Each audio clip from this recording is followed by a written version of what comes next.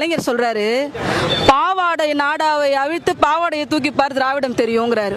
இது ஒரு அரசியல் தலைவர் பேசக்கூடிய பேச்சா? அந்த வம்சாவழியில வரவரு இப்படிதாங்க பேசுவாரு, சந்தேகமே கிடையாது. சட்டசபையில உட்கார்ந்து உங்களுடைய தாத்தா பேசினாரு பேச்சு கேவலமான பேச்சு, மேடையில நின்று பேசினாரு உங்க அப்பா கேவலமான பேச்சு, இன்னைக்கு நீயும் அதே மாதிரி தான் பேசுற. இது டிஎன்ஏங்க, ஜீன். இது ஒண்ணுமே பண்ண முடியாது. Manufacturing defect. 60 வருஷம் ஆண்ட பேண்ட கட்சி தானே நீங்க. நாங்க கேட்கறதுக்கு பதில் சொல்லு. 60 வருஷம் அணை கட்டாம என்ன புடுங்கி இருந்த? 50 வருஷம் அக்ரிமெண்ட்டுக்கு ரெனிவல் பண்ணாம நீங்க என்ன புடுங்கிட்டு இருந்தீங்க சொல்லுங்க. காவிரில தண்ணி வராத பிரச்சனை உங்க கலைஞர் தான் காரணம். சட்டசபையில வந்து என்ன, எப்படியோ சட்டசபையில வந்தா நீ ஓடுகாலி, ஓட தான் போற. நீ என்ன நின்று பதில் சொல்ல போற, கேள்வி கேட்க போற. அடுத்து என் தளபதி பதில் சொல்றதுக்குள்ள நீ துபுன்னு எழுந்து ஓட போற. ஓடுகாலி முண்டோ நீ. நீ என்ன அங்க வந்து கிழிக்க போற சட்டசபையில? நியாயமான கருத்துகள் உங்ககிட்ட இருக்கா? இந்த மாதிரி நடிகைக்காக பால் டாயில் குடிச்சாரா? விஷம் குடிச்சிட்டு போனாரா?